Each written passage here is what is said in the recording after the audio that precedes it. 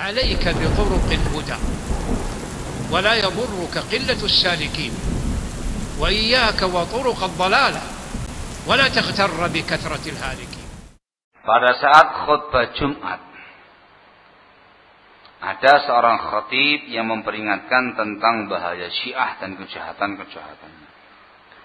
Namun dalam khutbahnya sang khatib menyuruh kita untuk saling memberikan uzur terhadap perbedaan-perbedaan yang ada, seperti beda kunut atau tidak, tahlilan atau tidak. Musuh kita sudah di depan mata, saatnya bersatu dan lupakan perbedaan tadi. Mohon nasihatnya. Masya Allah. Ini khatib awam maklum. Ya, begitu mereka ya.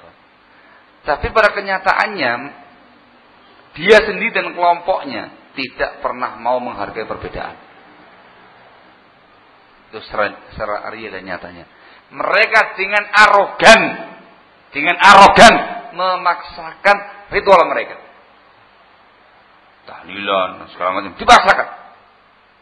Yang sedikit berbeda dengan mereka langsung diintimidasi. Itu mereka ya Pak. Nah peristiwa Aceh kemarin itu dari kalangan Asy'ariyah, Sufiyah, Maturidiyah, NU garis lurus. Itu dari kalangan mereka. Mestinya kan ya menghargai perbedaan. Yang mereka yang seperti ini biarkan saja lah. Kami juga biarkan saja. Musuh kita kan satu, Syiah. Saatnya kita bersatu. Kan begitu mestinya. Tahu Om ya? Itu omong doang ya ikhwan. Barakallahu fikum. Enggak ada kenyataannya. Allahul musta'an. Yang kedua, jelas tidak mungkin. Yang namanya bersatu itu di atas bimbingan yang hak Alkitab, Sunnah dengan pemahaman salaf. Sedikit pun penyimpangan harus disingkirkan. Itu persatuan yang benar. Bagaimana mungkin kita melawan musuh dalam keadaan yang ini syirik, yang ini bid'ah, yang ini tahlil, yang ini khurafat, yang ini takhayul? Ya gak mungkin ya akhi. Gak mungkin. Pada waktu perang Uhud, semua jadi bubar, kacau balau. Hanya pasukan tidak taat komando kepada Rasul. Tidak ada tahlilan, gak ada syirik, gak ada takhayul, gak ada bid'ah. Hancur semuanya. Pada perang Hunain, muslimin kocar kacir di awal perang. Apa sebabnya ya Pak? Karena rasa ujub, bangga diri dengan jumlah yang banyak. Baru ujub. Katanya orang Ambon, sih nggak ada lawan. Gitu ya, sih nggak ada lawan. Kata jumlahnya banyak. Gitu ya. Kita orang jumlahnya banyak, nggak ada lawan ya. Ujub, hancur berantakan di awal perang. Nggak ada syirik, nggak ada bid'ah, nggak ada yang lainnya ya Pak.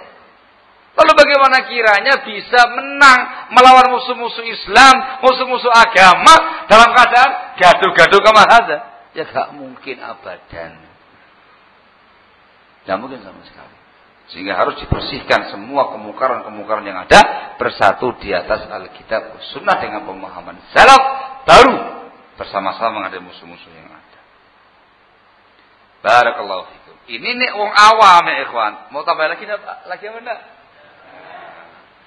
Masya Allah. Itu namanya fiqhul waqi'. Tapi fiqhul waqi'nya yang benar. Ini kalau orang yang ngomongin orang awam, labas. Tapi kalau yang berbuat semacam ini seorang doktor lulusan Madinah, keblinger ya Pak.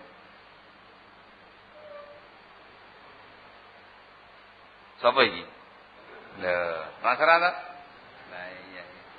Nah kalau yang berbuat semacam ini, yang memposting semacam ini, seorang dokter, tokoh besarnya Roja, yang namanya Muhammad Arifin Badri dan kawan-kawannya, ya jelas penyimpangan dan keblinger.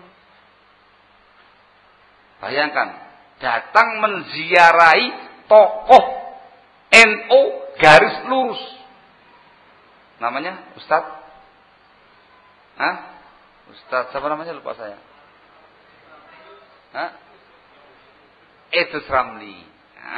Gitu ya kan ya. Luar biasa. Mendatangi langsung ke rumahnya. Langsung menziarahi langsung ke rumahnya. Wah, disebutkan pujian di situ, wa kami bersambut dan segala macamnya. Akhirnya Di antara isinya, ya semacam ini. Diminta untuk menghargai perbedaan-perbedaan yang ada. Dan segala macamnya itu. Itu khilafnya sama kayak khilafnya Imam Ahmad dengan Imam Syafi'i rahimahullah ta'ala. La haula wa la quwata illa billah. Mengatakan persatuan dan segala macamnya. Ya ini namanya keblinger ya akhi. Kalau khotib tadi awam, ana yakin jahil. Lah ini doktor lulusan Madinah nih. Ini doktor Mesir sih, mungkin ya segitulah ya kan. Madinah ya. Nauzubillah min dzalik. Nah, kalau yang melakukannya yang sama kayak dia, sekelas Firanda yang ngajar di Masjid Nabawi itu, ya jelas keblinger.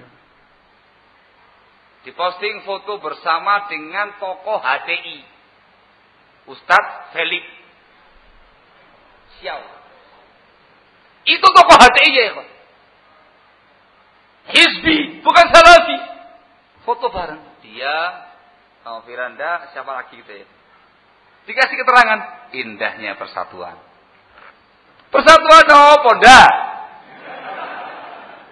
Itu bukan namanya persatuan, itu namanya mencampur adukan yang hak dengan yang batil. Itu penyimpangan. Yang namanya persatuan di atas al-haq, Alkitab wa sunnah dengan pemahaman salaf. Paham ya kan? Mungkar katakan mungkar, haram katakan haram, menyimpang katakan menyimpang. Tidak bisa kamu satukan ya ikhwan. Ini semuanya pemahaman siapa? Ini semua pemahamannya orang-orang ikhwanul muslimin. Paham ya? Dengan kaidah mereka, nata'awanu fi ma tafaqna wa na'tadziru wa ya'tadziru ba'duna ba'dan fi ma ikhtalafna. Yang kita sepakati, kita ta'awun. Yang kita berbeda, saling memberikan uzur.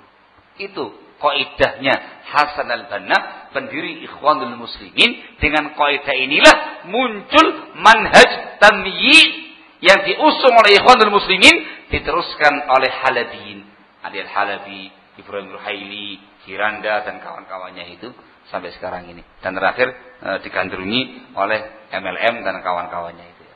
Sumbernya dari kaidah ini.